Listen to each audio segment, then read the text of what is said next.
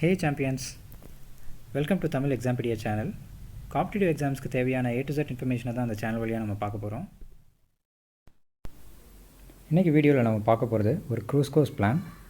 Crash கோர்ஸ்னு கேள்விப்பட்டிருக்கோம், அது என்ன க்ரூஸ் கோர்ஸ்னு கேட்குறீங்களா? சொல்கிறேன். நம்ம அடையக்கூடிய டெஸ்டினேஷன், அதாவது நம்ம தேர்ந்தெடுத்திருக்க குரூப் 1 குரூப் 2 சர்வீஸாக இருக்கட்டும், நம்ம பிடிச்சதான் செலக்ட் பண்ணியிருப்போம். பட் அதை அடையக்கூடிய ஜேர்னி, இந்த ப்ரிப்ரேஷன் ஜேர்னி நமக்கு பிடிச்சதாக இருக்கணும்.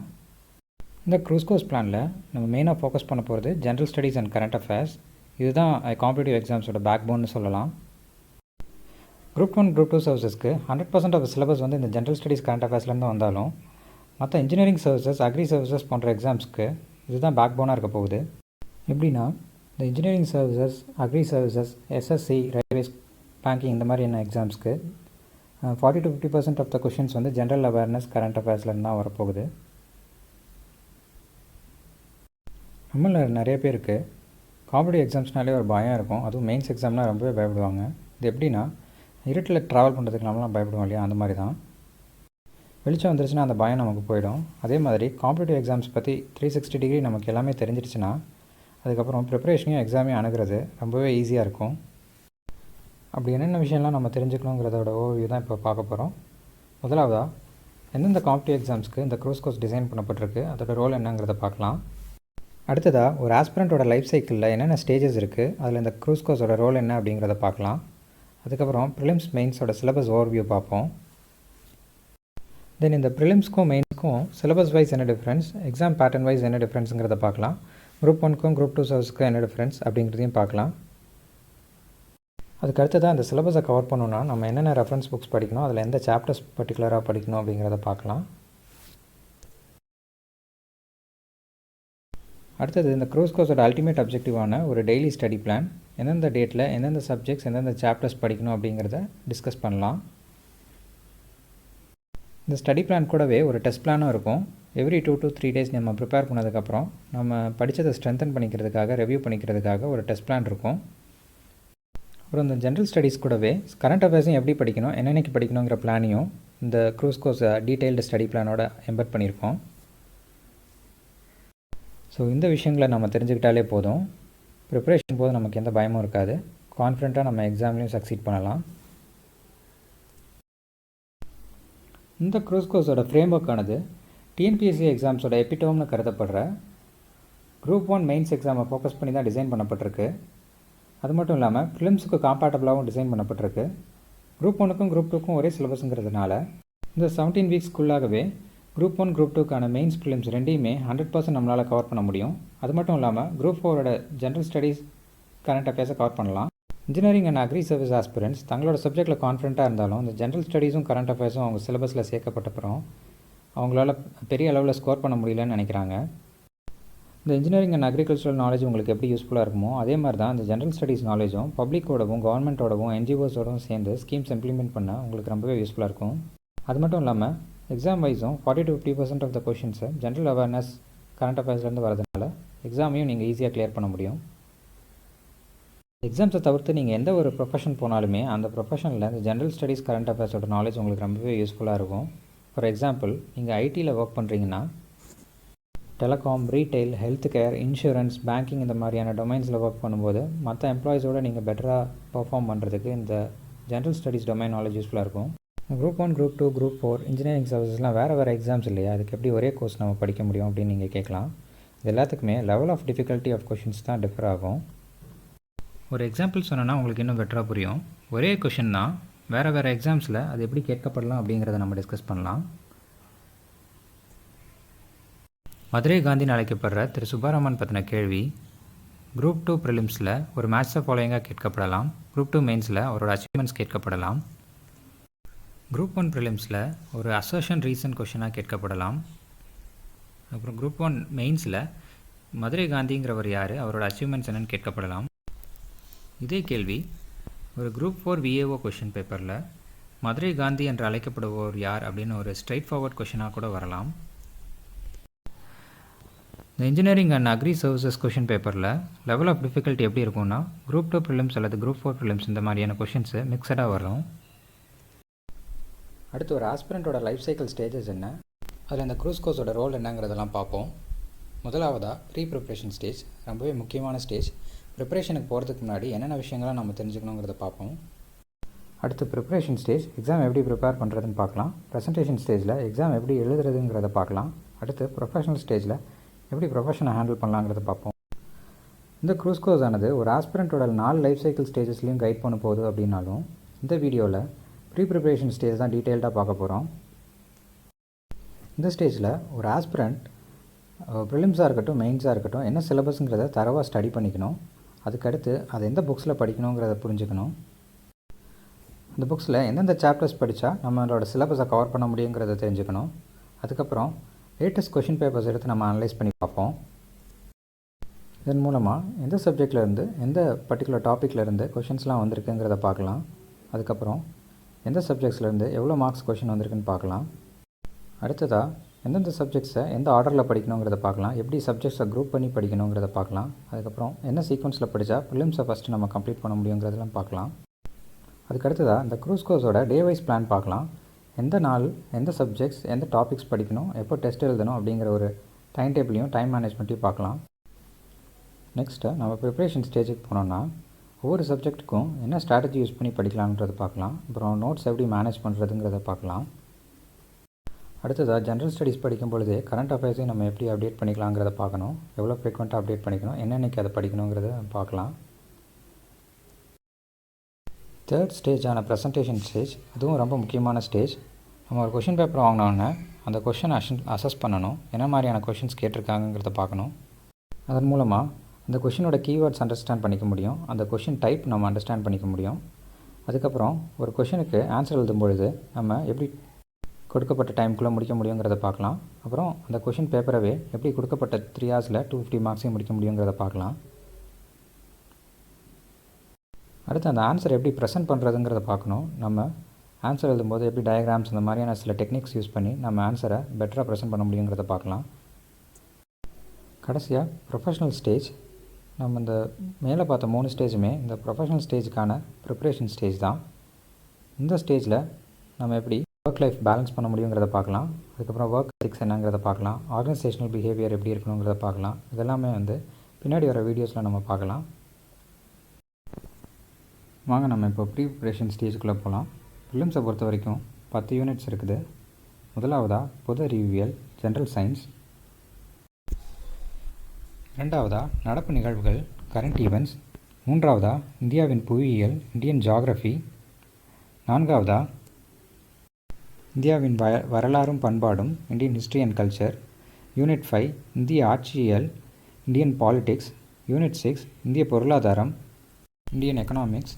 யூனிட் 7 இந்திய தேசிய இயக்கம் இந்தியன் நேஷனல் மூமெண்ட். யூனிட் 8 தமிழ்நாட்டின் வரலாறு பண்பாடு மற்றும் சமூக அரசியல் இயக்கங்கள். Tamil Nadu history culture social political organisations. 9வது தமிழ்நாட்டின் வளர்ச்சி நிர்வாகம் தமிழ்நாடு டெவலப்மெண்டல் அட்மினிஸ்ட்ரேஷன். இறுதியாக யூனிட் 10 திறனறிவும் மனக்கணக்கு நுண்ணறிவும், அதாவது மென்டல் எபிலிட்டி அண்ட் ஆப்டிடியூட். இதுதான் ப்ரிலிம்ஸோட சிலபஸ். 10 யூனிட்ஸ் இருக்குது நமக்கு, 200 மார்க்ஸ்.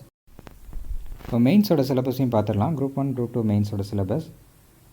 இது ரெண்டுக்குமே ஒரே சிலபஸ் தான். இதோட டோட்டல் வெயிட்டேஜ் 750 மார்க்ஸ். அது 3 பேப்பராக பிரித்து 9 சப்ஜெக்ட்ஸ் நமக்கு 250 மார்க்ஸ் 250 மார்க்ஸ் 250 மார்க்ஸ்னு வரப்போகுது. எக்ஸாமோட பேட்டர்ன் இது தான். பட் ஒவ்வொரு சப்ஜெக்ட்டுக்கும் வெயிட்டேஜ் மாறிக்கிட்டே இருக்குது. இது நான் ரீசெண்டாக 2019 மெயின்ஸ் பேப்பர் எடுத்து அனலைஸ் பண்ணும்போது கிடைச்ச பேட்டர்ன். இந்த எக்ஸாம் பேப்பர் 1 பேப்பர் 2 பேப்பர் 3ன்னு 3 நாள் நடக்கும். First day unit 1 modern history, unit 2 social issues, unit 3 general aptitude and mental ability வரும். இதில் மாடர்ன் ஹிஸ்ட்ரிக்கு ரீசெண்டாக 100 மார்க்ஸ் கேட்டிருக்காங்க. சோஷியல் இஷ்யூஸ்க்கு 100 மார்க்ஸ் கேட்டிருக்காங்க. ஜென்ரல் ஆப்டிடியூட் அண்ட் மென்டல் எபிலிட்டிக்கு 50 மார்க்ஸ்க்கு கேட்டிருக்காங்க. ஸோ டே 2 பேப்பர் 2 பார்த்தீங்கன்னா யூனிட் 1 இந்தியன் பாலிட்டி, அதில் 100 மார்க்ஸ்க்கு கேட்டிருக்காங்க. Unit 2 role and impact of science and technology 75 marks கேட்டிருக்காங்க. அடுத்து தமிழ் society its culture and heritage, அதிலிருந்து 75 மார்க்ஸ்க்கு வந்திருக்கு. ஸோ இதுதான் பேப்பர் 2ஓட சப்ஜெக்ட்ஸ். அடுத்து நம்ம பேப்பர் 3க்கு போவோம். டே 3ல் வர 3 யூனிட்ஸ், அந்த 3 சப்ஜெக்ட்ஸ் என்னென்னா ஜியாகிரஃபி ஆஃப் இந்தியா 75 மார்க்ஸ்க்கு கேட்டிருக்காங்க. அடுத்து unit 2 environment biodiversity disaster management கேட்டிருக்காங்க. இது 75 மார்க்ஸ்க்கு கேட்டிருக்காங்க. அதுக்கப்புறம் யூனிட் 3 இந்தியன் எக்கானமி, இந்திய பொருளாதாரம். இதிலிருந்து 100 மார்க்ஸ்க்கு கேட்டிருக்காங்க. பேப்பர் 3 பொறுத்த வரைக்கும் யூனிட் 1 அண்ட் யூனிட் 2 ஒன்றோட ஒன்று தொடர்புடையது. நம்ம சிலபஸை டீட்டெயில்டாக பார்க்கும்போது அதை நம்ம எப்படின்னு புரிஞ்சுக்கலாம். என்ன படிக்கணுங்கிறதெல்லாம் பார்த்துட்டோம். இப்போது இதெல்லாம் எங்கே படிக்கலாம் அப்படிங்கிறத பார்ப்போம். எந்தெந்த ரெஃபரன்ஸ் புக்ஸை ரெஃபர் பண்ணி படிக்கலாங்கிறத பார்ப்போம். இதில் மோஸ்ட் ஆஃப் த சப்ஜெக்ட்ஸ் நீங்கள் தமிழ்நாடு டெக்ஸ்ட் புக்ஸ் கார்ப்பரேஷன் வெப்சைட்டில் போயிட்டு டவுன்லோட் பண்ணிக்கலாம். டெக்ஸ்ட் புக்ஸ்லேயே நம்ம படிச்சிடலாம், 1-2 புக்ஸை தவிர. முதலாவதாக modern history of India and Indian culture. இது Indian national movement and Indian culture அப்படிங்கிற பேருங்களில் 2 சப்ஜெக்டாக ப்ரிலிம்ஸில் இருக்கும். இதுக்கான reference material Tamil Nadu history text books 11th and 12th, ethics and culture text books 11th and 12th படிக்கலாம். அட்வான்ஸ்டாக வேணும்னா மாடர்ன் இந்தியா ஹிஸ்ட்ரி புக்ஸ் படிக்கலாம். 2வது யூனிட் சோஷியல் இஷ்யூஸ். இது ப்ரிலிம்ஸில் தமிழ்நாடு டெவலப்மெண்டல் அட்மினிஸ்ட்ரேஷனில் கூட கொஞ்சம் வரும். ஸோ இது social issues in India Ram Ahuja book படிக்கலாம். இந்த இஷ்யூஸ் ரிலேட்டடான வெல்ஃபேர் ஸ்கீம்ஸ், அப்புறம் கவர்மெண்ட்டோட பாலிசிஸ் இதெல்லாம் படிக்கணுன்னா யோஜனா மாதிரியான மேகசின்ஸ் படிக்கலாம். இல்லாட்டி கவர்மெண்ட் வெப்சைட்ஸ் போய் பாலிசி நோட்ஸ் படிக்கலாம். அதில் டிபார்ட்மெண்ட் வைஸ் நான் உங்கள் பாலிசி நோட்ஸ் கொடுத்துருப்பாங்க. 3வது யூனிட் ஜென்ரல் ஆப்டிடியூட். இதுக்கு 6th to 10th Tamil Nadu maths books படித்தாலே போதும். அது வாஸ்ட்டாக இருக்கும்னு நினைக்கிறவங்க ஆர்எஸ் அகர்வால் மாதிரி ஆத்தர்ஸ் எழுதியிருக்க குவான்டிடேட்டிவ் ஆப்டிடியூட் புக்ஸ் வாங்கி நமக்கு தேவையான சாப்டர்ஸை மட்டும் படிச்சுக்கோங்க. இன்னும் கொஞ்சம் அட்வான்ஸ்டாக படிக்கணும்னு விருப்பப்பட்டீங்கன்னா சார்ட்டர்ட் அக்கௌண்டன்ட்ஸ் ஆப்டிடியூட் புக்ஸில் கூட நமக்கு தேவையான சாப்டர்ஸை டீட்டெயில்டாக டெஸ்கிரிப்டிவாக கொடுத்துருக்காங்க, அதை படிச்சுக்கலாம். பேப்பர் 2 பொறுத்த வரைக்கும் இந்தியன் பாலிட்டி. இது 11th 12th பொலிட்டிக்கல் சயின்ஸ் புக்ஸ்லேயே இருக்குது, நீங்கள் ஆன்லைனில் டவுன்லோட் பண்ணிக்கலாம். Unit 2 role and impact of science and technology. ப்ரிலிம்ஸ்க்கு தமிழ்நாடு டெக்ஸ்ட் புக்ஸ் சயின்ஸில் 9th and 10th படித்தாலே போதும். மெயின்ஸ்க்கு நீங்கள் தனியாக ஒரு புக் வாங்க வேண்டியதாக இருக்கும். ஸ்பெக்ட்ரம் மாதிரி பப்ளிகேஷன்ஸில் சயின்ஸ் அண்ட் டெக்னாலஜி புக்ஸ் வாங்கிக்கோங்க. அடுத்து ஒரு புது topic Tamil society, its culture and heritage. இதுக்கு நம்ம ஸ்கூலில் படித்த தமிழும் ஹிஸ்ட்ரியும் கலந்த மாதிரியான சிலபஸ் தான் இருக்கும். இதுக்கு ஹிஸ்ட்ரி அண்ட் இந்தியன் கல்ச்சர் படித்த அதே டெக்ஸ்ட் புக்ஸ் தான். எத்திக்ஸ், இந்தியன் கல்ச்சர் அப்படிங்கிற 11th 12th டெக்ஸ்ட் புக்ஸில் வேறு சாப்டர்ஸ், தமிழ் ரிலேட்டடான சாப்டர்ஸ் படிக்கணும். அடுத்து பேப்பர் 3ல் unit 1 geography of India with special reference to Tamil Nadu. So Tamil Nadu and India ஜாகிரஃபியை பற்றினது. இதுக்கு நம்ம geography text புக்ஸேவே 10th 11th 12th இருக்க சில சாப்டர்ஸ் படித்தாலே போதுமானதாக இருக்கும். அதுக்கப்புறம் unit 2 ecology, environment and disaster management. இது ஜாகிரஃபியோட ரிலேட்டடான சப்ஜெக்ட் தான். ஸோ நம்ம தமிழ்நாடு ஜாகிரஃபி டெக்ஸ்ட் புக்லேயே கொஞ்சம் சாப்டர்ஸ் இதில் கவர் ஆகிடுது. அது இல்லாமல் நீங்கள் இன்னும் அட்வான்ஸ்டாக படிக்கணுன்னா ஸ்பெக்ட்ரம் மாதிரி பப்ளிகேஷன்ஸ் சயின்ஸ் அண்ட் டெக்னாலஜிலேயே கவர் பண்ணியிருப்பாங்க. அது இல்லாமல் ஷங்கர் பப்ளிகேஷன்ஸ் எக்காலஜி, என்விரான்மெண்ட், பயோடைவர்சிட்டினே ஒரு தனி புக்கை ரிலீஸ் பண்ணியிருக்காங்க, அதை கூட ரெஃபர் பண்ணலாம். அடுத்ததாக last but not the least Indian economy, இந்திய பொருளாதாரம். ஜென்ரலாக சொல்கிறது மாதிரி மற்ற எல்லா சப்ஜெக்ட்ஸையும் இன்ஃப்ளூயன்ஸ் பண்ணக்கூடிய ஆற்றல் இந்த சப்ஜெக்ட்டுக்கு உண்டு. ஸோ இதை நம்ம 11th 12th தமிழ்நாடு எக்கானமிக்ஸ் புக்லேயே படிக்கலாம், அதுவே போதுமானதாக இருக்கும். சிலபஸ் அண்ட் ரெஃபரன்ஸ் பற்றி பார்த்தோம். ஸோ ப்ரிப்பரேஷன் ஸ்டார்ட் பண்ணுறதுக்கு 50% ரெடி ஆகிட்டிங்க. அடுத்து ஒரு சாம்பிள் கொஷின் பேப்பர் பார்க்கலாம். இதை பார்க்குறது மூலமாக நீங்கள் படிக்கும்பொழுதே அந்த சாப்டரில் என்ன மாதிரியான கொஷின்ஸ் வரும்னு நீங்கள் ஒரு அப்ஜெக்டிவோடு படிப்பீங்க. எந்த சாப்டரையும் நீங்கள் இக்னோர் பண்ண மாட்டீங்க. ஸோ ஹிஸ்ட்ரி, மாடர்ன் ஹிஸ்ட்ரியிலேருந்து ஸ்டார்ட் பண்ணலாம். மாடர்ன் ஹிஸ்ட்ரியோட total weightage 100 marks. 4 out of 5 questions in 10 marks, 4 out of 5 questions in 15 marks. இதில் என்ன மாதிரி கொஷின்ஸ் கேட்டிருக்காங்கன்னு பார்க்கலாம். Explain about national emblem and national natural symbols of India கேட்டிருக்காங்க. நீங்கள் நேஷ்னல் எம்ப்ளம் பற்றி டீட்டெயிலாக எக்ஸ்பிளைன் பண்ணிவிட்டு அதுக்கப்புறம் நேச்சுரல் சிம்பிள்ஸான national animal, national bird, natural flower அதை பற்றி சொல்லலாம். அடுத்து மதுரை காந்தி பற்றி கேட்டிருக்காங்க. திரு என்எம்ஆர் சுப்பாராமன் அவரோட அச்சீவ்மெண்ட்ஸையும் அவரோட காந்தியன் பிரின்சிபல்ஸ் பற்றியும் சொல்லலாம். அடுத்தது ரெகுலேட்டிங் ஆக்ட் 1773 பற்றி கேட்டிருக்காங்க. ஒழுங்குபடுத்தும் சட்டம் 1773, இதோட ஃபீச்சர்ஸ் நீங்கள் எழுதலாம். அடுத்தது காந்திஜி எப்படி இந்தியன் நேஷ்னல் மூமெண்ட்டை ஒரு காங்கிரஸ் மெம்பர்ஸ்கிட்ட இருந்து மாஸ் பார்ட்டிசிபேஷனுக்கு இன்ஃப்ளூயன்ஸ் பண்ணார் அப்படின்றத பற்றி எழுதலாம். அடுத்தது விவசாயிகளின் எழுச்சிகள், அதாவது peasant uprisings during British period கேட்டிருக்காங்க. 15 மார்க்ஸ் கொஷனில் கவர்மெண்ட் ஆஃப் இந்தியா ஆக்டோட டிஃபெக்ட்ஸ் பற்றி கேட்டிருக்காங்க, அதோட குறைபாடுகள் என்னென்னு. அதுக்கப்புறம் பிரிட்டிஷ் ரூலில் வந்து எப்படி ரூரல் எக்கானமி சீர்குலைந்தது, கிராமப்புற பொருளாதாரம் சீர்குலைந்ததுன்னு கேட்டிருக்காங்க. அதுக்கப்புறம் ஒரு நேஷ்னல் லீடர் ஈவிஆர் பெரியார் பற்றி கேட்டிருக்காங்க, அவர் எப்படி சோஷியல் ஜஸ்டிஸ்க்கு கான்ட்ரிபியூட் பண்ணாருன்னு. அதுக்கப்புறம் இந்தியன் நேஷ்னல் காங்கிரஸ் பார்ட்டியை பற்றி கேட்டிருக்காங்க, அது எப்படி இந்தியன் நேஷ்னல் மூமெண்ட்டுக்கு ஒரு ரோல் ப்ளே பண்ணது அப்படின்றது. அதுக்கப்புறம் யூரோப்பியன் இன்வேஷன் பற்றின ஒரு கொஷின் வந்திருக்கு.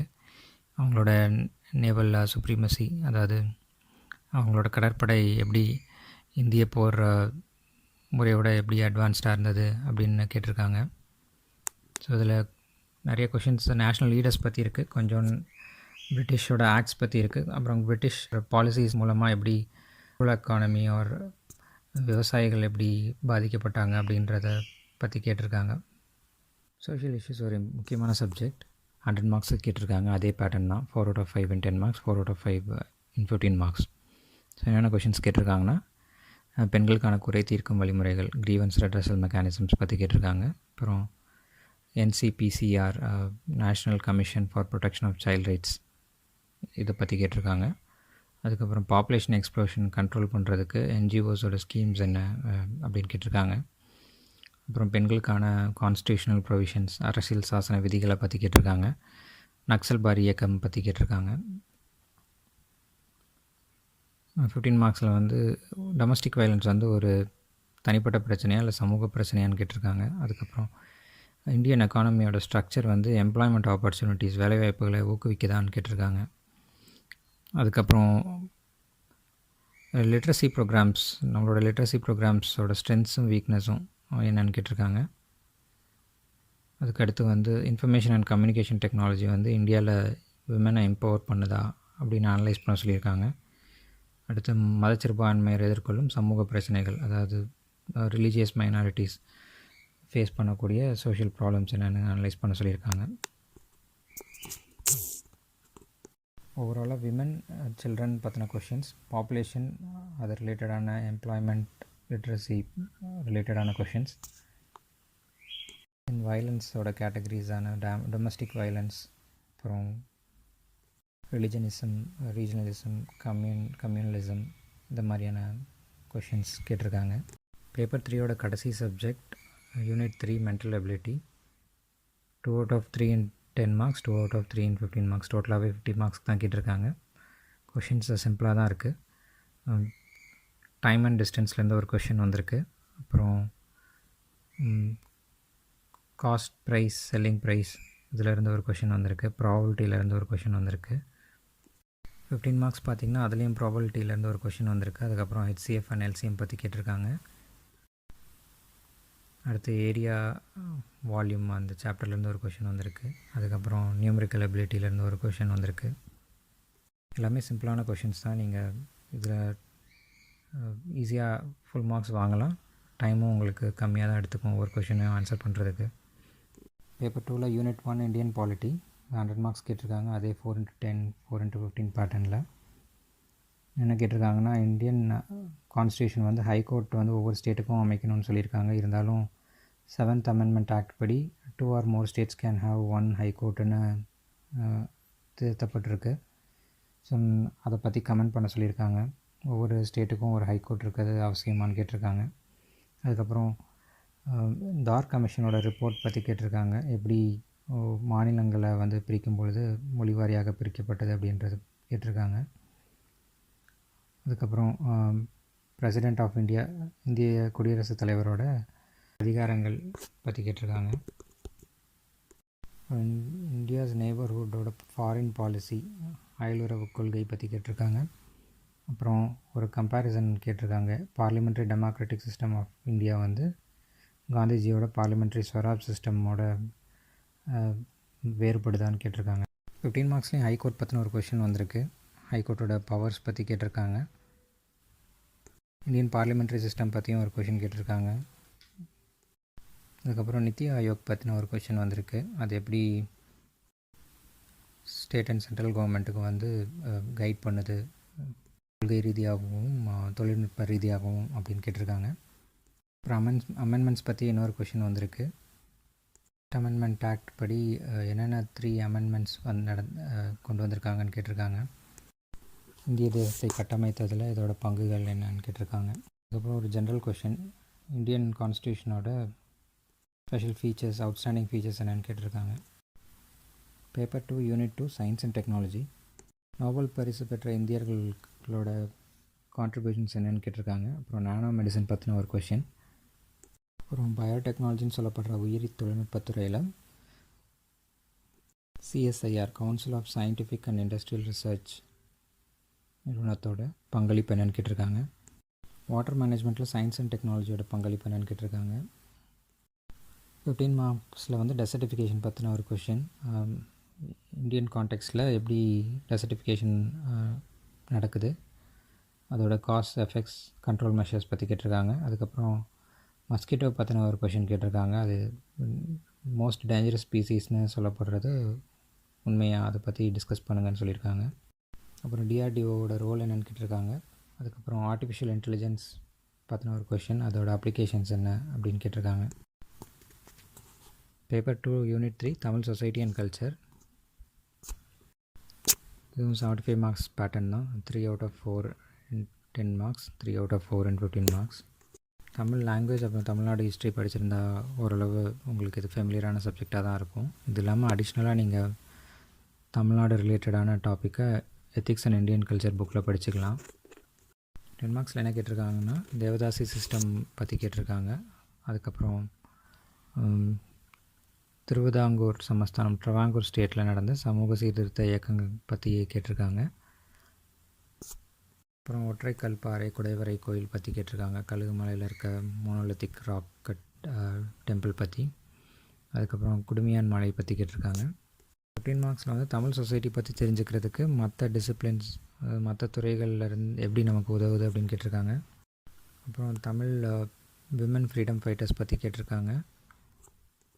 அப்புறம் தமிழ்நாட்டில் கோவில் கட்டடக்கலைக்கு வந்து விஜயநகரா ரூலர்ஸ் எப்படி கான்ட்ரிபியூட் பண்ணியிருக்காங்கன்னு கேட்டிருக்காங்க. கடைசியாக வந்து இரட்டை இலக்கியங்கள் பற்றி கேட்டிருக்காங்க. பேப்பர் 3ல் first unit Indian geography, 75 marks பேட்டர்னில் தான் கேட்டிருக்காங்க. 3 out of 4 and 10 marks, 3 out of 4 and 15 marks. Ocean வாட்டரோட சலினிட்டி அஃபெக்ட் பண்ணுற ஃபேக்டர்ஸ், கடல் நீரோட உவர்த்தன்மையை பாதிக்கிற காரணிகளை பற்றி கேட்டிருக்காங்க. அதுக்கப்புறம் தமிழ்நாட்டில் இருக்க மேஜர் ட்ரைபல் குரூப்ஸ் பற்றி கேட்டிருக்காங்க. அப்புறம் க்ளீன் கங்காங்கிற நேஷ்னல் மிஷன் பற்றி கேட்டிருக்காங்க. அது லான்ச் பண்ண வேண்டிய அவசியம் என்ன அப்படின்னு கேட்டிருக்காங்க.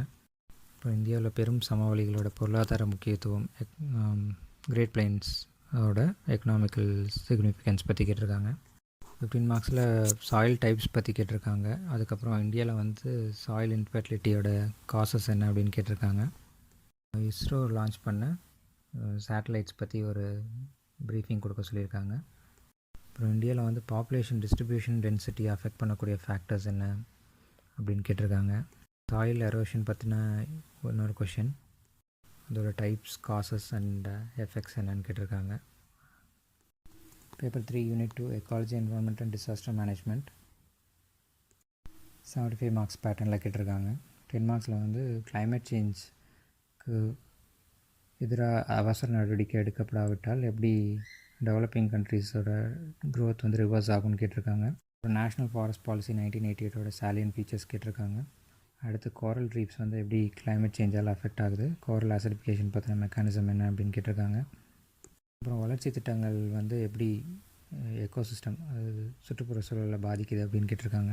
15 மார்க்ஸில் propose children's environmental health programme பற்றி கேட்டிருக்காங்க. அடுத்து வாட்டர் பொல்யூஷன், அதை கண்ட்ரோல் பண்ணுறதுக்கு நம்மளோட இந்தியாவில் இருக்கிற என்விரான்மெண்டல் லாஸ் என்னென்னு கேட்டிருக்காங்க. அடுத்து எல்னினோ பற்றி கேட்டிருக்காங்க. அப்புறம் கிளைமேட் சேஞ்சை கம்பேர் பண்ணுறதுக்கு இந்தியாவோட ஐஎன்டிசி என்னென்னு கேட்டிருக்காங்க. அப்புறம் ஏர் பொல்யூஷனை கட்டுப்படுத்துறதுக்கு தெர்மல் பவர் பிளான்ஸில் என்ன மாதிரி ப்ராசஸ் சேஞ்ச் அடாப்ட் பண்ணும் அப்படின்னு கேட்டிருக்காங்க. பேப்பர் 3 யூனிட் 3 இந்தியன் எக்கானமி, இம்பார்ட்டண்ட்டான சப்ஜெக்ட்னால 100 மார்க்ஸ் கேட்டிருக்காங்க. 4 out of 5 and 10 marks, 4 out of 5 and 15 marks. 10 மார்க்ஸில் வந்து நேஷ்னல் டெவலப்மெண்ட் கவுன்சில் எப்படி ஃபங்க்ஷன் ஆகுது, அதோட அப்ஜெக்டிவ்ஸ் என்னென்னு கேட்டிருக்காங்க. அதுக்கப்புறம் சார்க் பற்றின ஒரு கொஷின் கேட்டிருக்காங்க. சார்க்கோட அப்ஜெக்டிவ்ஸும் அச்சீவ்மெண்ட்ஸும் என்னென்னு கேட்டிருக்காங்க. அடுத்து அண்டர் டெவலப்டு கண்ட்ரீஸில் வந்து வருமான சமத்துவமின்மையை குறைக்கிறதுக்கு நம்மளோட ஃபிஸ்கல் பாலிசி எப்படி ஹெல்ப் பண்ணுது அப்படின்னு கேட்குறாங்க. இந்தியாவில் சயின்ஸ் அண்ட் டெக்னாலஜி இன்ஃப்ராஸ்ட்ரக்சரோட வீக்னஸஸ் பற்றி அனலைஸ் பண்ண சொல்கிறாங்க. அப்புறம் அக்ரிகல்ச்சரல் ப்ரைஸிங் பாலிசி வந்து என்னென்ன ஃபேக்டர்ஸ் இன்ஃப்ளூயன்ஸ் பண்ணுது, அப்புறம் அந்த பாலிசி எப்படி ஃபங்க்ஷன் ஆகுதுன்னு கேட்டிருக்காங்க. 15 மார்க்ஸில் மானிட்டரி பாலிசியோட அப்ஜெக்டிவ்ஸ் என்ன, அப்புறம் ரிசர்வ் பேங்க்கோட ஃபங்க்ஷன்ஸ் என்னன்னு கேட்டிருக்காங்க. அடுத்து தமிழ்நாடோட எக்கனாமிக் டெவலப்மெண்ட்டுக்கு குளோபல் இன்வெஸ்டர்ஸ் மீட் 2019 எப்படி உதவுது அப்படின்னு கேட்டிருக்காங்க. தென் ஸ்பெஷல் எக்கனாமிக் ஜோன்ஸ் பற்றி அனலைஸ் பண்ண சொல்லியிருக்காங்க. கிரிட்டிக்கலி அனலைஸ்னு கேட்டிருக்கனால நீங்கள் ஒரு நேர்மையான நடுநிலையான அனாலிசிஸு அதோட கன்க்ளூஷனையும் கொடுக்கலாம். அடுத்து பணவீக்க இடைவெளி இன்ஃப்ளேஷனரி கேப் பற்றி கேட்டிருக்காங்க. அதை எப்படி குறைக்கலான்னு கேட்டிருக்காங்க. இப்போ இந்தியா வந்து ஒரு அண்டர் டெவலப்டு கண்ட்ரி அப்படிங்கிறத நீங்கள் ஒத்துக்குவீங்களா, இல்லைன்னா அதுக்கான ரீசன்ஸ் கொடுங்கன்னு சொல்லியிருக்காங்க. அதுக்கப்புறம் இந்தியன் எக்கானமியோட சாலியன் ஃபீச்சர்ஸ் பற்றி கேட்டிருக்காங்க.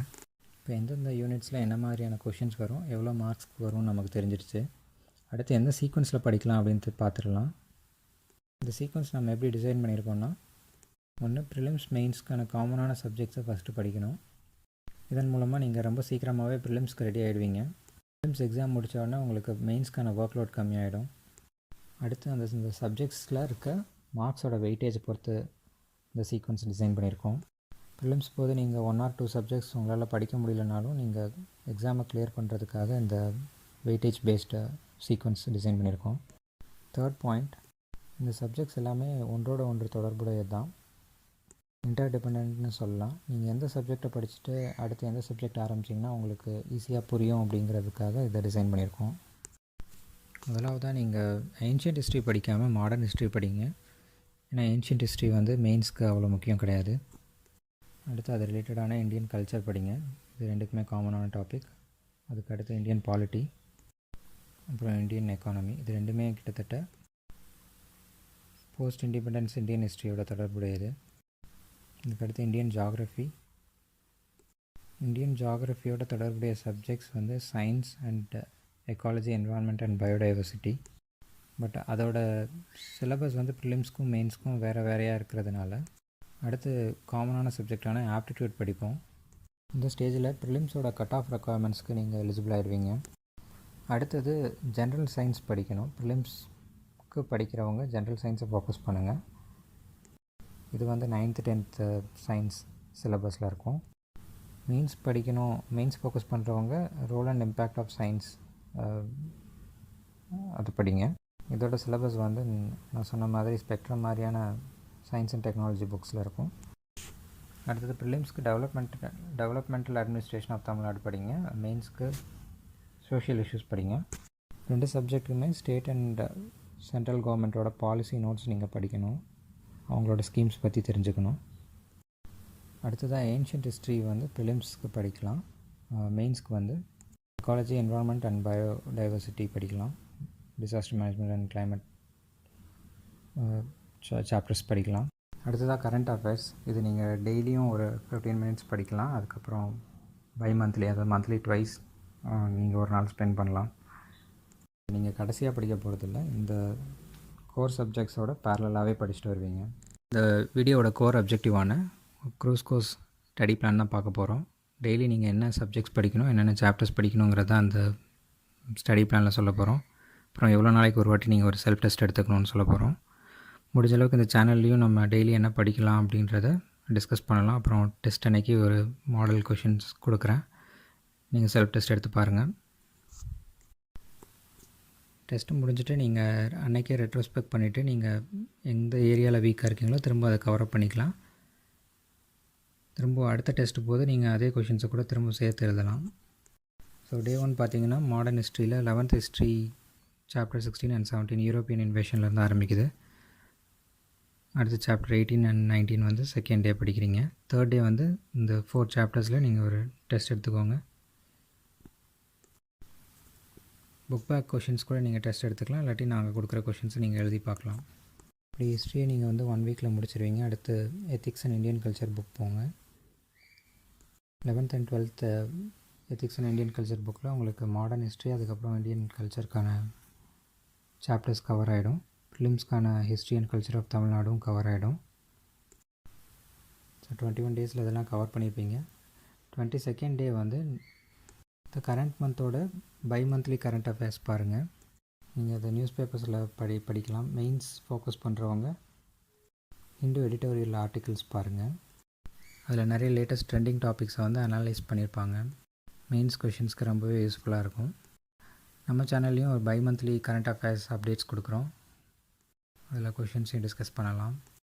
Day 23 12th பொலிட்டிக்கல் சயின்ஸில் சாப்டர் 1 சாப்டர் 2 ஆரம்பிங்க.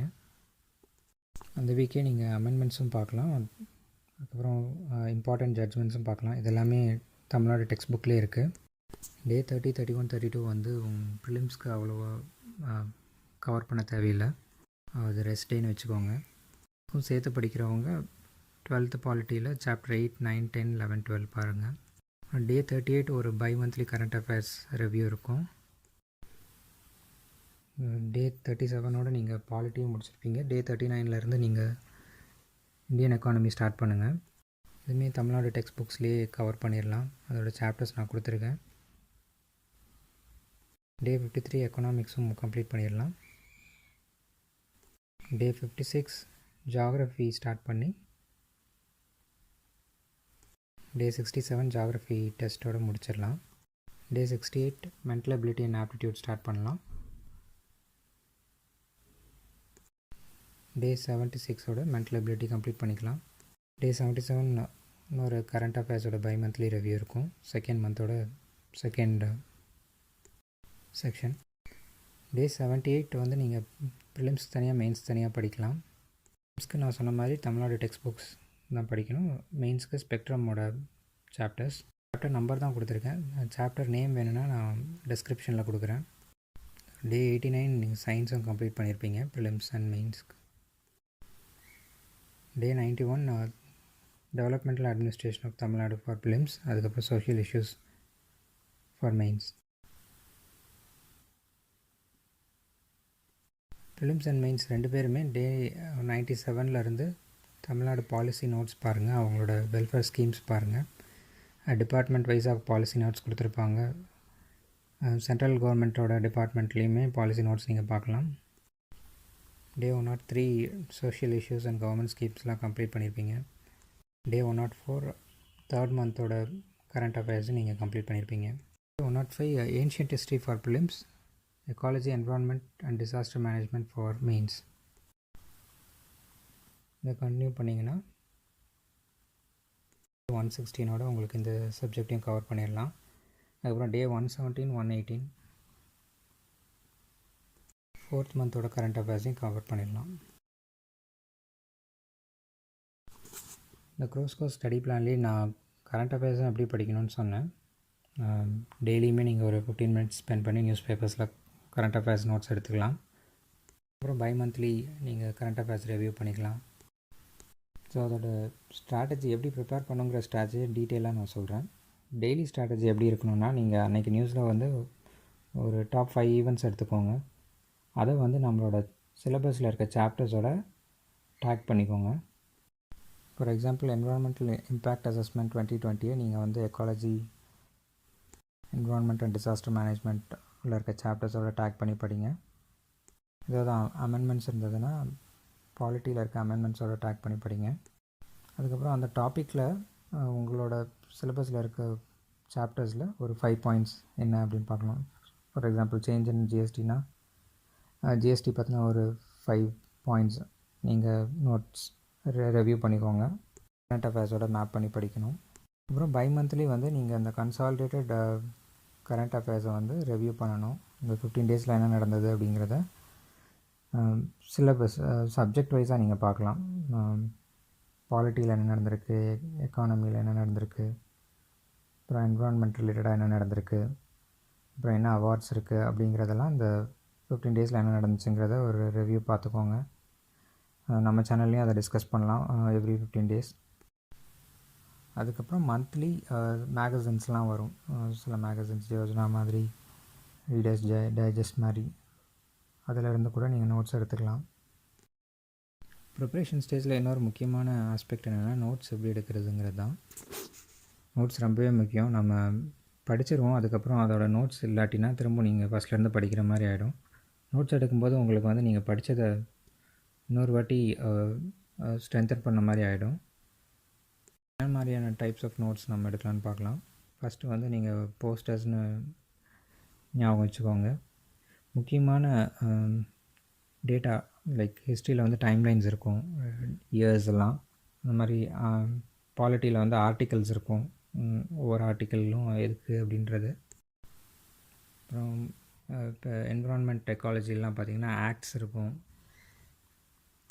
இதெல்லாம் ஒரு சார்ட்டில் வந்து நீங்கள் லிஸ்ட் பண்ணிவிட்டு உங்கள் கண்ணுக்கு தெரிகிற மாதிரி உங்கள் ரூமில் எங்கேயாவது வச்சிட்டிங்கன்னா நீங்கள் அடிக்கடி அதை பார்ப்பீங்க, அது உங்களுக்கு மறக்காது. அடுத்ததாக மேனுவல் ஸ்கிரிப்ட்ஸ். நீங்கள் A4 ஷீட்ஸ்லேயோ இல்லை நோட் புக்ஸ்லேயோ நீங்கள் படிக்க அந்தந்த சாப்டர்ஸில் நீங்கள் நோட்ஸ் எடுத்துகிட்டே வரலாம். கரண்ட் அஃபேர்ஸ் வந்து நீங்கள் அப்டேட் பண்ணும்பொழுது கரண்ட் அஃபேர்ஸ் நோட்ஸும் எடுத்துகிட்டு இந்த சப்ஜெக்ட்டுக்கான ஃபைலில் வந்து நீங்கள் டேக் பண்ணிக்கலாம். அந்தந்த சாப்டருக்கு நடுவில் நீங்கள் டேக் பண்ணிக்கலாம். அப்புறம் ஆப்ஸ் யூஸ் பண்ணலாம். லைக் எவர் நோட்ஸ் மாதிரி சில ஆப்ஸ் இருக்குது. நீங்கள் நோட்ஸை வந்து ஸ்ட்ரக்சர்டாக மெயின்டைன் பண்ணணும், ஈஸியாக சர்ச் பண்ணணும், இல்லை ஹையரார்கி வச்சு மெயின்டைன் பண்ணணும் அப்படின்னா ஆப்ஸில் கூட நீங்கள் நோட்ஸை மெயின்டைன் பண்ணலாம். அப்புறம் எங்கேயோ ட்ராவல் பண்ணும்போது உங்களுக்கு சில டேட்டாலாம் கிடச்சதுன்னா நீங்கள் அதை ஒரு ஹேஷ்டேக் போட்டு உங்களுக்கே நீங்கள் மெசேஜ் அனுப்பிச்சிக்கலாம், இல்லை ட்வீட் பண்ணிக்கலாம். பின்னாடி நீங்கள் அந்த ஹேஷ்டேகை சர்ச் பண்ணி அந்த நோட்ஸ்லாம் நீங்கள் ரீகேப் பண்ணிக்க முடியும். உங்களோட மெயினான நோட்ஸில் கூட அப்டேட் பண்ணிக்க முடியும். அடுத்து ஆன்சரிங் ஸ்ட்ராட்டஜி. ப்ரிப்பேர் பண்ணியாச்சு. அப்புறம் ப்ரெசன்டேஷன் ஃபேஸில் வந்து ஆன்சர் பண்ணுற ஸ்ட்ராட்டஜி ரொம்ப முக்கியமானது. அதுக்கு வந்து இந்த 25317 அப்படிங்கிற ஒரு ஸ்ட்ராட்டஜி நான் உங்களுக்கு சொல்கிறேன். அதை ஞாபகம் வச்சுக்கணுன்னா நீங்கள் 2 fine thoughts only survive அப்படின்னு ஞாபகம் வச்சுக்கோங்க. அதாவது ஒரு கொஷின் கொடுத்துட்டாங்கன்னா அந்த கொஷினை நீங்கள் 2 வாட்டி படிக்கணும். அதில் 2 ஆஸ்பெக்ட் இருக்கும். ஒன்று கீவேர்ட்ஸ், இன்னொன்று வந்து என்ன டைப் ஆஃப் கொஷின்றது. அதுக்கப்புறம் ஒரு கொஷனுக்கு வந்து நீங்கள் 5 பாயிண்ட்ஸில் ஆன்சர் பண்ண ட்ரை பண்ணுங்கள். அந்த 5 பாயிண்ட்ஸ்லேயும் ஒவ்வொரு பாயிண்ட்டுக்கும் ஒரு 3 டைமென்ஷன்ஸ் நீங்கள் யோசிச்சு பாருங்கள். காஸ், எஃபெக்ட், கன்க்ளூஷன் அந்த மாதிரியோ, இல்லை சோஷியல், பொலிட்டிக்கல், எக்கனாமிக்கல் ஆஸ்பெக்ட் அந்த மாதிரியோ நீங்கள் ஆன்சர் பண்ண ட்ரை பண்ணலாம். அப்புறம் அந்த ஆன்சருக்கு ஒரு கன்க்ளூஷன் கொடுங்க. ஒரு 10 மார்க் கொஷினுக்கு 7 மினிட்ஸ்க்கு மேலே எடுத்துக்காதீங்க. அதே ஒரு 15 மார்க்ஸ் கொஷினாக இருந்தால் 11 மினிட்ஸ்க்கு மேலே எடுத்துக்காதீங்க. முக்கியமாக ஆன்சர் பண்ணும்போது இந்த 150 வேர்ட்ஸ் 250 வேர்ட்ஸ்லாம் எப்படி கவுண்ட் பண்ணுறது அப்படின்னு நீங்கள் குழம்பிடாதீங்க. அவங்களே வந்து ஆன்சர் புக்கில் உங்களுக்கு லைன்ஸ் போட்டு கொடுத்துருப்பாங்க. 10 மார்க்ஸாக இருந்தால் உங்களுக்கு வந்து ஒரு 1.5 பேஜஸ் கொடுத்துருப்பாங்க. 15 மார்க்ஸாக இருந்தால் 3 பேஜஸ் கொடுத்துருப்பாங்க. நீங்கள் அவ்வளோவுமே எழுதணும்னு தேவையில்லை. பட் நடுவில் நீங்கள் டயக்ராம்ஸ் இல்லை ஹெட்டிங்ஸ்லாம் போடும்போது உங்களுக்கு அவ்வளோ வந்துடும். இந்த ஆன்சர் ஸ்ட்ராட்டஜியில் வந்து என்ன கொஷின் டைப்புன்னு பாருங்கள், அதுக்கு தகுந்தபடி ஆன்சர் பண்ணுங்கள். இதை பற்றி டீட்டெயிலாக நான் திரும்ப சொல்கிறேன் அடுத்த ஸ்லைடில். அதுக்கப்புறம் உங்கள் ஆன்சர் வந்து எவ்வளோ புதுமையாக இருக்குதுன்னு பாருங்கள், உங்கள் ஐடியாஸ் அதில் எவ்வளோ கொடுக்க முடியும்னு பாருங்கள். பட் ஃபேக்ட்ஸை வந்து ஓவர் ரைட் பண்ணாமல் பார்த்துக்கோங்க. அடுத்து டயக்ராம்ஸ் முடிஞ்ச அளவுக்கு யூஸ் பண்ணுங்கள். உங்கள் பேப்பரை எக்ஸாமின் பண்ணுறவருக்கு அது ரொம்ப ஈஸியாக இருக்கும். நீங்கள் என்ன சொல்ல வரீங்கன்னு புரிஞ்சு முன்னாடியே ஒரு ஓவர்வியூ கொடுத்த மாதிரி இருக்கும். உங்கள் ஆன்சரை அவர் பெட்டராக அண்டர்ஸ்டாண்ட் பண்ணிப்பார். அதுக்கு தகுந்த மார்க்கை உங்களுக்கு கொடுக்க வாய்ப்பு இருக்குது. அதில் எவ்வளோ தூரம் ஃபேக்ட்ஸ் கொடுக்கணும், எவ்வளோ தூரம் உங்களோட ஓன் ஐடியாஸ் கொடுக்கணும் அப்படிங்கிறத வந்து எந்த டைப் ஆஃப் கொஷின்றதை பொறுத்து மாறுபடும். ஸோ அது என்னென்ன டைப் ஆஃப் கொஷின்ஸ் வந்து ஜென்ரலாக கேட்பாங்க அப்படின்னு பார்த்துடலாம். இல்லை எக்ஸ்பிளைன், எலுசிடேட், கிளாரிஃபை, விளக்குக, தெளிவுபடுத்துகன்ற மாதிரியான கொஷின்ஸ்க்கெலாம் நீங்கள் உங்களோட ஆன்சர் ஸ்ட்ரக்சர் எப்படி இருக்கணும்னா வாட், ஹவ், வை, இது ஏன், என்ன, எதற்கு அப்படின்ற கொஷின்ஸ்க்கு ஆன்சர் பண்ணுற மாதிரி இருக்கணும். அப்புறம் டிஸ்கஸ்னு சில கொஷின்ஸ் வரும். அப்போது வந்து நீங்கள் அந்த கொஷினோட கீவேர்டை வந்து நீங்கள் நிறை குறைகளை பற்றி விவாதிக்கலாம். அதோட உங்களோட ப்ரோஸ் அண்ட் கான்ஸை வந்து சொல்லலாம், சப்போர்ட்டிங் ஃபேக்ட்ஸோடு சொல்லலாம். கமெண்ட்டுன்னு கேட்டாங்கன்னா அப்பயும் நீங்கள் வந்து இதே மாதிரி தான் ஆன்சர் பண்ணணும். பட் அந்த கொஷனில் வந்து என்ன ஸ்டேட்மெண்ட் கொடுத்துருக்காங்க, அது பாசிட்டிவாக கொடுத்துருக்காங்க இல்லை நெகட்டிவாக கொடுத்துருக்காங்களா அப்படிங்கிற மூடை தெரிஞ்சுக்கோங்க. அதை பொறுத்து நீங்கள் கொடுங்க. அப்புறம் எக்ஸாமின், அனலைஸ், எவாலுவேட் இந்த மாதிரியான கொஷின்ஸ்க்கெலாம் வந்து நீங்கள் இன்னும் கொஞ்சம் டீப்பாக அந்த ப்ரோஸ் அண்ட் கான்ஸ் என்ன, அது நிறை குறைகள் என்ன அப்படிங்கிறத இன்னும் ஆழமாக நீங்கள் வீடியோ மூலமாக விவாதிக்கணும். நீங்கள் அப்புறம் நேரம் நீங்கள் ரொம்ப எதிர்மறையான எண்ணங்களோடு இருக்கீங்க அப்படிங்கிறதையும் காட்டிடாதீங்க. அதுக்காக தான் சொல்கிறேன், நடுநிலையான நேர்மையான விவாதமாக இருக்கணும், அதுக்கு தகுந்த கன்க்ளூஷனாக இருக்கணும். ஸோ இதுதான் அந்த க்ரூஸ் கோர்ஸோட learning methodology learn, test, retrospect, relearn அப்படிங்கிற ஒரு லேர்னிங் சைக்கிளை தான் அடாப்ட் பண்ணி நம்ம டிசைன் பண்ணியிருக்கோம். டீட்டெயில்ஸ் சிலபஸை உங்களுக்கு அப்பெண்டிக்ஸில் கொடுத்துருக்கேன், பார்த்துக்கோங்க. ப்ரிப்பரேஷனை ஸ்டார்ட் பண்ண நீங்கள் 100% ரெடி ஆகிட்டீங்க. இப்போது அந்த க்ரூஸ் கோர்ஸ் பிளான் படி நீங்கள் டெய்லி என்னென்ன படிக்கணுமோ அதை கவர் பண்ணுங்கள். நம்ம டெய்லி மீட் பண்ணுவோம். 2-3 மினிட்ஸ் குயிக்காக ரீகேப் பண்ணிப்போம். இந்த 17 வீக்ஸில் இந்த க்ரூஸ் கோர்ஸை ஈஸியாக க்ராஸ் பண்ணலாம். All the best.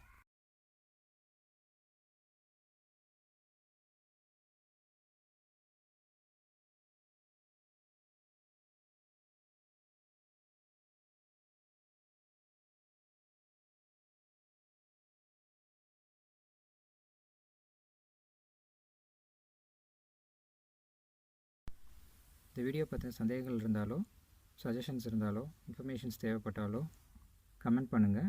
இந்த வீடியோவை லைக் பண்ணுங்கள். தமிழ் எக்ஸாம்பீடியா சேனலை சப்ஸ்கிரைப் பண்ணுங்கள். தேங்க்யூ.